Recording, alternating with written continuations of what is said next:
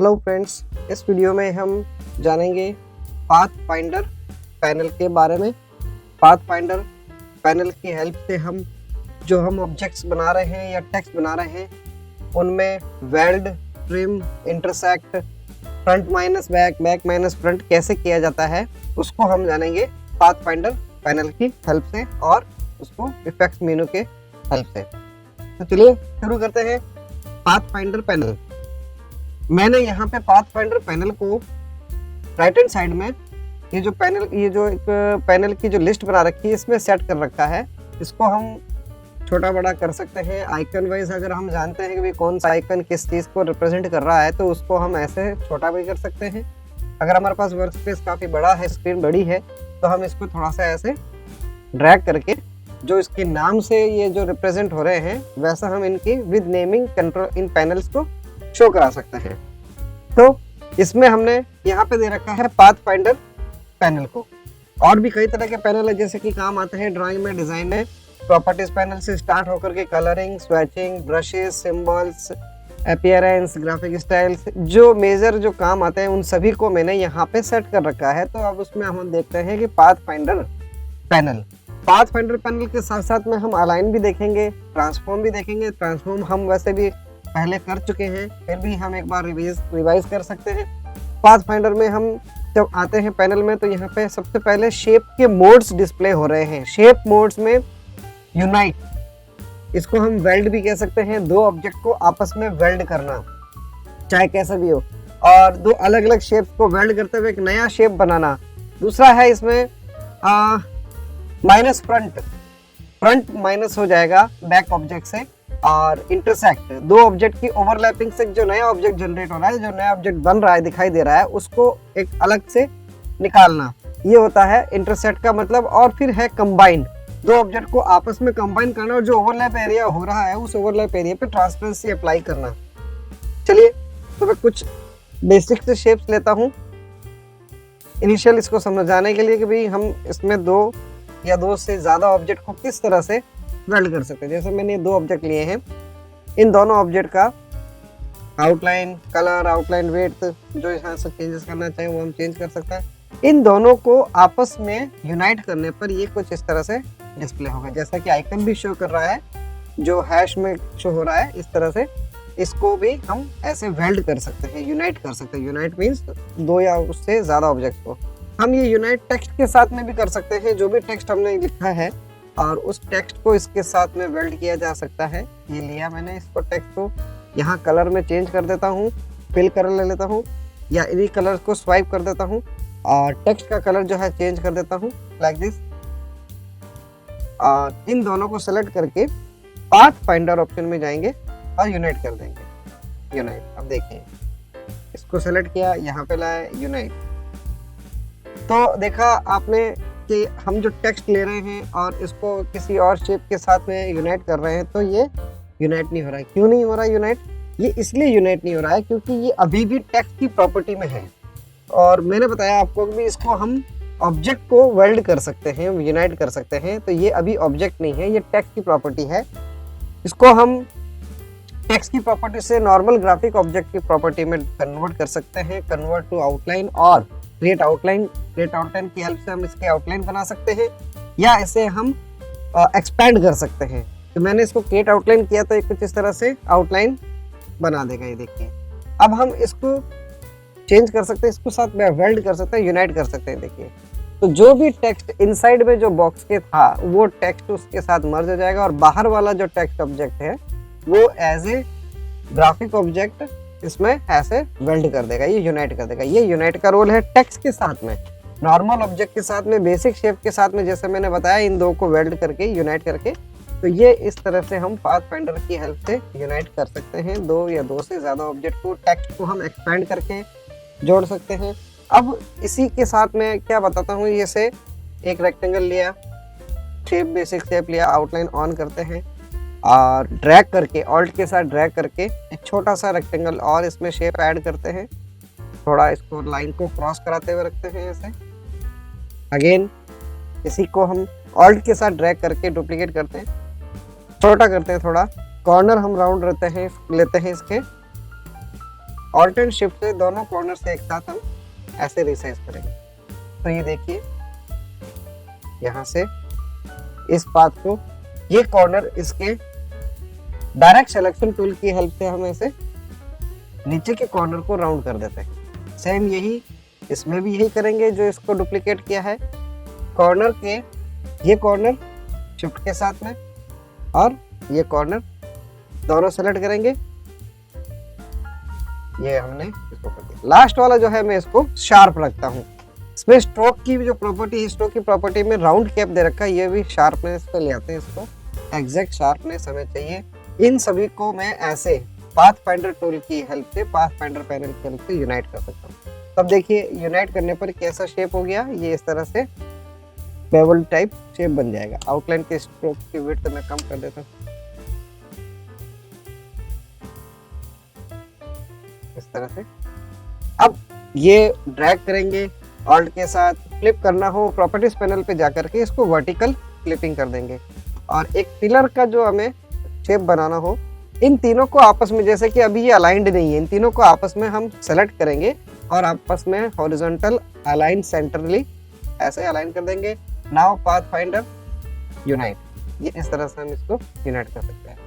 तो जो path finder में जो यूनाइट जो फीचर दे रखा है, ये यूनाइट फीचर जो है और माइनस का जो फीचर है वो हम ऐसे यहाँ से शेप बिल्डर टूल की हेल्प से भी कर सकते हैं। जैसा कि मैंने प्रीवियस वीडियो में बताया है कि ये दो शेप को आपस में अगर मुझे मर्ज करना हो तो मैं इन दोनों को सेलेक्ट करूंगा, ये दोनों को आपस में सेलेक्ट करके जो भी क्रॉस एरिया हो रहा है उसको मैं ऐसे ऐड कर दूंगा। तो ये भी इससे भी किया जा सकता है।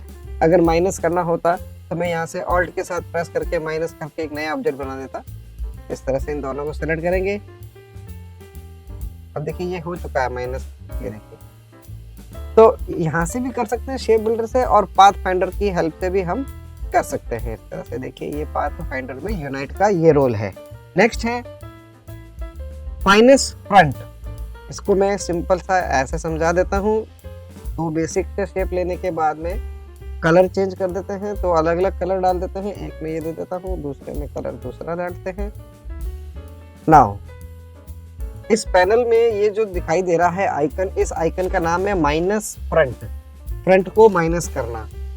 तो मैं अभी जैसे क्लिक करता हूँ, कोई भी सेलेक्ट नहीं है। ये देखिए दो ऑब्जेक्ट सेलेक्ट नहीं है, सिंगल पर ये काम नहीं करता है। दोनों सेलेक्ट करेंगे, किसको किससे माइनस करना है, तो माइनस फ्रंट। ये देखिए फ्रंट जो माइनस, जो फ्रंट जो है इस बैक ऑब्जेक्ट से माइनस हो जाएगा।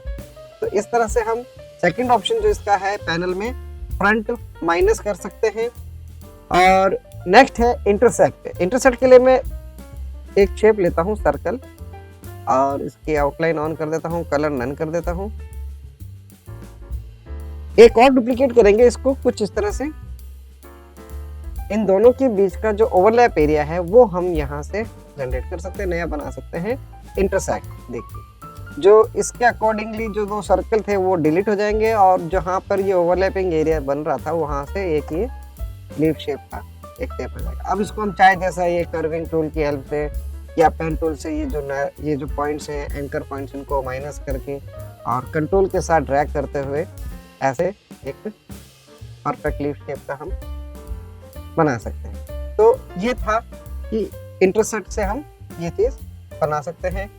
शेपिंग टूल की हेल्प से, डायरेक्ट सिलेक्शन टूल की हेल्प से इनकी डायरेक्शंस को चेंज करते हुए ये शेप हम कुछ इस तरह से बना सकते हैं।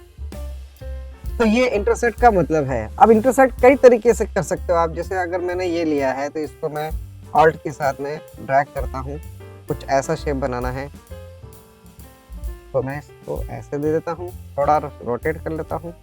देखा होगा स्पाइक्स जैसे बने हुए होते हैं, तो ये इस तरह से कुछ ऐसे डुप्लीकेट कर इसको इंटरसेक्ट। तो ये दो ओवरलैपिंग से इंटरसेक्ट करने पर ये बीच वाला एरिया बन जाएगा। मैं यहाँ पे ट्रिम कमांड यूज करता हूँ, फ्रंट माइनस बैक। तो कलर चेंज कर लेते हैं, चेंज कलर, अरे आउटलाइन ऑन है, ऑफ करेंगे, फिल कलर, इसमें एक डिफरेंट कलर में आता है। अब देखिए फ्रंट माइनस होगा कौन सा, जो ग्रीन कलर है वो ब्लू में माइनस हो जाएगा। या मैं ब्लू को कंट्रोल शिफ्ट ब्रैकेट्स की हेल्प से कुछ इस तरह से शेप को मैं माइनस कराता हूँ कि ऐसा एक आर्क बन जाए, ऐसा कोई आर्क मिल जाए हमें इस तरह से इतना बारीक। इन दोनों को आपस में सिलेक्ट करेंगे, path finder and then front finder. बाकी कर्विंग हम यहाँ से इसके हेल्प से कर सकते हैं, डायरेक्ट सिलेक्शन टूल की हेल्प से। ये जो हैंडल्स आ रहे हैं इन हैंडल्स की हेल्प से एक्स्ट्रा नोड्स को हम पेन टूल से माइनस करते हुए हटा सकते हैं एंड देन कंट्रोल हैंडल, इन हैंडल्स की हेल्प से ये इतना बारीक टेबल। तो ये रोल है पाथ फाइंडर में यूनाइट का, माइनस फ्रंट का, इंटरसेक्ट का। कंबाइन दो ऑब्जेक्ट को आपस में कंबाइन करना, जैसे मैंने ये एक ऑब्जेक्ट ये लिया है, दूसरा मैंने ये लिया है, इन दोनों को कंबाइन करने पर क्या होगा, ये जो ओवरलैपिंग एरिया आ रहा है ये माइनस हो जाएगा और बाकी ये दोनों ऑब्जेक्ट आपस में कनेक्ट हो जाएंगे और एक कलर में कन्वर्ट हो जाएंगे। ये कंबाइंड का मतलब होता है। इसको हम वापस ब्रेक भी कर सकते हैं और डबल क्लिक करके इसके अंदर जा करके हम इसको इस तरह से चेंजेस भी कर सकते हैं। ये है कंपाउंड ऑब्जेक्ट्स का मतलब। अब आते हैं डिवाइड। तो डिवाइड के लिए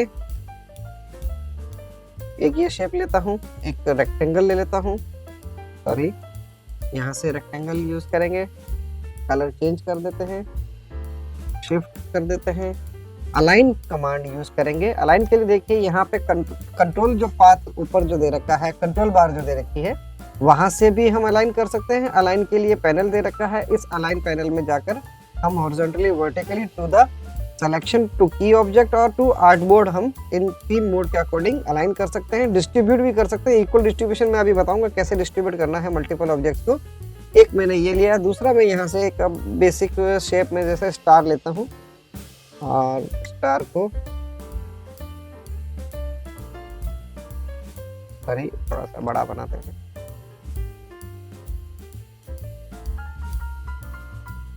नहीं ऐसा नहीं बनाना है हमें। डबल क्लिक करेंगे, स्टार की प्रॉपर्टी पे जाएंगे और यहाँ से कितने पॉइंट्स चाहिए उतने पॉइंट्स यहाँ से लेंगे। Inner radius and outer radius define करेंगे। मैं यहाँ पे करता हूँ 70, 50 एंड 50 mm बाय 25 mm। ये ऐसा मैंने स्टार जनरेट किया। कलर कुछ भी दे देते हैं यहाँ से, आपस में इनको क्रॉस करवाते हैं। ऑल्ट एंड लेफ्ट क्लिक से, सॉरी ऑल्ट एंड शिफ्ट के साथ हम इसको प्रोपोर्शनली चारों कॉर्नर से एक साथ ऐसे छोटा कर सकते हैं। देखो इन सबको आपस में सेंटर लाइन करते हैं horizontally and vertically to selection की रेंज के अकॉर्डिंग। तो नेक्स्ट अपना जो पाथ फाइंडर में ऑप्शन है वो है, पाथ फाइंडर पैनल पे जाएंगे, डिवाइड। अब देखिए यहाँ पे ऑरेंज कलर का जो बॉक्स बना रखा है, ग्रीन कलर का सर्कल बना रखा है, ऊपर हमने स्टार दे रखा है। तो इनसे जो जो सेगमेंट बन रहे हैं, जैसे ये एक सेगमेंट बन रहा है, ये बन रहा है, ये बन रहा है, एक अंदर का ये पूरा एक सेगमेंट बन रहा है, ग्रीन कलर के सेगमेंट बन रहा है और ये बाहर इनको स्टार को क्रॉस करते हुए ऑरेंज कलर में जो सेगमेंट बन रहा है, इन सेगमेंट्स में डिवाइड कर देगा इस डिवाइड ऑप्शन की हेल्प से। तो देखिए मैंने डिवाइड किया, अब दिखा तो सब साथ में रहा है, डिवाइड हो चुका है। इसको अनग्रुप करना पड़ता है, अनग्रुप करना पड़ता है। अनग्रुप करने के बाद ये जैसे एक ये शेप आ गया, ओके, एक इधर से बन गया, डिवाइड हो गया, ये डिवाइड हो गए, ये जितने भी थे ये सारे डिवाइड हो जाएंगे, ये डिवाइड हो जाएगा इस तरह से। तो इसकी हेल्प से हम कुछ इस प्रकार से डिवाइड कर सकते हैं मल्टीपल ऑब्जेक्ट को। ये इसका मतलब होता है। नेक्स्ट हम आते हैं ट्रिम।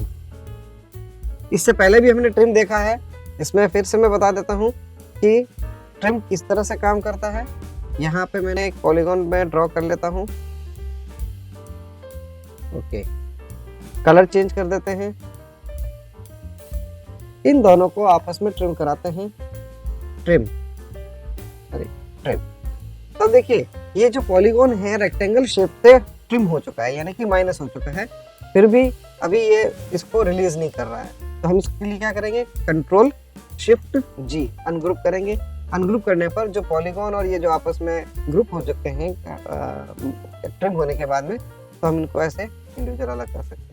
फर्क इतना ही है, जो हमने इससे पहले यहाँ पर जो ट्रिम किया है माइनस फ्रंट, यानी कि जो पॉलीगॉन है इससे माइनस हो जाएगा, और इस कंडीशन में क्या करेगा, ये माइनस भी कर देगा और इसके साथ ही रखेगा, इसको डिलीट नहीं करेगा।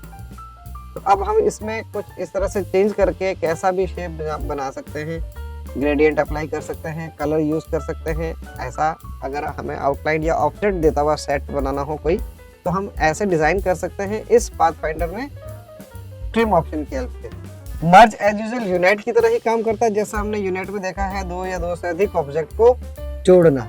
तो मैं इसके साथ में ये जोड़ना चाहता हूँ, शिफ्ट कंट्रोल के साथ में ब्रैकेट्स को यूज करेंगे एंड देन ये तीनों मर्ज कर देता हूँ। मर्ज, ये देखिए ये आपस में मर्ज हो चुके हैं। फिर कंट्रोल शिफ्ट जी, अनग्रुप देम, देखते हैं अनग्रुप करने पर कैसे मर्ज हुआ। जो एरिया ओवरलैप हो रहा था वो माइनस हो गया इसमें, और मर्ज में ये आपस में ग्रुप रहते हैं। अनग्रुप करके हम इनको अलग कर सकते हैं। नेक्स्ट है क्रॉप करना। क्रॉपिंग जो भी ओवरलैप एरिया के अंदर जो एरिया आ रहा है वो रख देगा, बाकी एक्स्ट्रा एरिया इसको डिलीट कर देगा। फॉर एग्जांपल मैं यहाँ से हटा देता हूँ। इस पॉलीगॉन को ड्रॉ करते हैं और इस पॉलीगॉन को हमने ड्रॉ किया है एक रेक्टेंगल, हाफ रेक्टेंगल के एरिया में, और कलर देख दूसरा दे देते हैं। ये मैंने किया। इन दोनों को सेलेक्ट करते हैं, पाथफाइंडर, देन क्रॉप। देखिए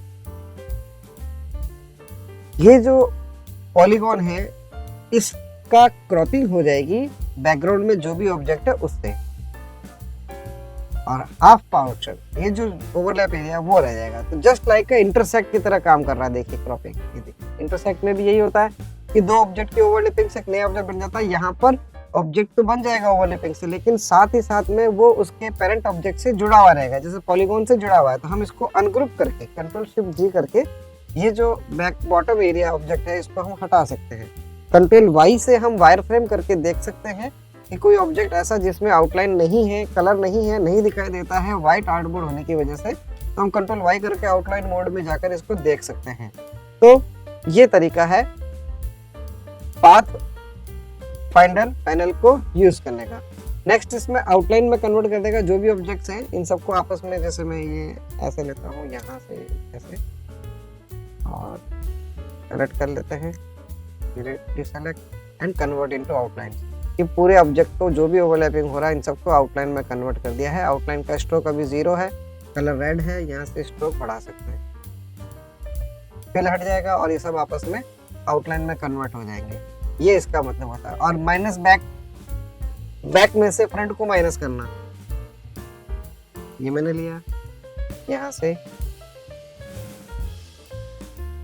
अरे कलर नहीं है, फ्रंट कलर, बैक कलर, दोनों को सेलेक्ट करेंगे। देख फ्रंट में जो भी था वो रह जाएगा और बाकी एरिया सारा माइनस हो जाएगा। तो ये इसका मतलब है। जस्ट इसका अपोजिट है माइनस बैक, फ्रंट माइनस का। तो ये पाथ फाइंडर के ऑप्शन है, ये अलाइनमेंट के ऑप्शन है। अब हम बात करते हैं डिस्ट्रीब्यूट करना हो। अलाइन हमने कई बार भी किया है।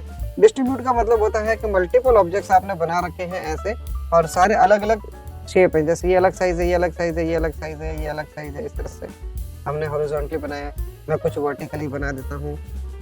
अब इन सब में देखिए आपस में इक्वल गैप नहीं है, ये इन दोनों के बीच में गैप, इन सब के बीच में गैप इक्वल नहीं है। यहाँ पर भी हम देखते हैं इन सभी में गैप इक्वल नहीं है। तो डिस्ट्रीब्यूट कमांड से वर्टिकल डिस्ट्रीब्यूशन यानी कि स्पेस का डिस्ट्रीब्यूशन करता है ये मल्टीपल ऑब्जेक्ट्स के बीच में। तो डिस्ट्रीब्यूट ऑब्जेक्ट, हमारा लाइन क्या है, हॉरिजॉन्टल है, हमें वर्टिकल डिस्ट्रीब्यूशन चाहिए, तो हम ये वाला पोर्शन यूज करेंगे, centre point two centre point distribution of multiple object. तो अब एक ऑब्जेक्ट की सेंटर पॉइंट से दूसरे ऑब्जेक्ट के सेंटर पॉइंट तक जो डिस्टेंस है वो इक्वल हो जाएगा। देखिए, और मैं इसको टॉप अलाइन भी कर देता हूँ, सबको आपस में टॉप अलाइन। तो अब इस ऑब्जेक्ट का सेंटर पॉइंट इस ऑब्जेक्ट के सेंटर पॉइंट से इक्वल डिस्ट्रीब्यूशन हो चुका है। ये इसका सेंटर पॉइंट, इसका सेंटर पॉइंट इक्वल है। देखिए यहाँ पर जो ऑप्शन और दे रखे हैं अभी, सभी का लेफ्ट इक्वल हो जाए, सभी का राइट इक्वल हो जाए, सभी का इक्वल सेंटर पॉइंट हो जाए, तब देखिए इसने सभी को आपस में एक दूसरे को सेंटर लाइन कर दिया। ये तो डिस्ट्रीब्यूट हम हॉरिजॉन्टली वर्टिकली सिंगल टाइम ऐसे, जैसे मैं ये लेना चाहता हूँ तो ये ले सकता हूँ। अब हॉरिजॉन्टल डिस्ट्रीब्यूशन करना है वर्टिकल लाइंस में, तो ये सेलेक्ट करेंगे वर्टिकल लाइन को। अब इनका आपस में सेंटर पॉइंट इक्वल करने के लिए हम यहाँ से वर्टिकल डिस्ट्रीब्यूशन ऑप्शन ऑन करेंगे। बाकी ये सेंटर तो हमारा पास अलाइन का है ही है, तो इसे कहते हैं डिस्ट्रीब्यूट करना इक्वली मल्टीपल ऑब्जेक्ट्स के बीच के गैप को कंट्रोल करना। ये अलाइन का जो नया फीचर एडवांस फीचर है, पाथफाइंडर का ये फीचर है। ट्रांसफॉर्मेशन हम यहाँ से भी कर सकते हैं, width and height, position, rotation, mirror, ये सारा हम यहाँ से भी कर सकते हैं। जो भी सिलेक्टेड ऑब्जेक्ट होगा उसके बीच में ट्रांसफॉर्मेशन करना। ये ट्रांसफॉर्मेशन हमने यहाँ कंट्रोल पैनल पे यहाँ पर ऊपर भी देखा है, और कंट्रोल टी और इसके बाउंडिंग बॉक्स ओपन करके ये जो ग्रिप्स है इसकी हेल्प से भी देखा है। तो इसको आप यहाँ से भी कर सकते हैं ट्रांसफॉर्म पैनल को। तो ये था इस वीडियो का, इस सेशन का, पैनल्स के सेशन का video. Okay, thank you friends.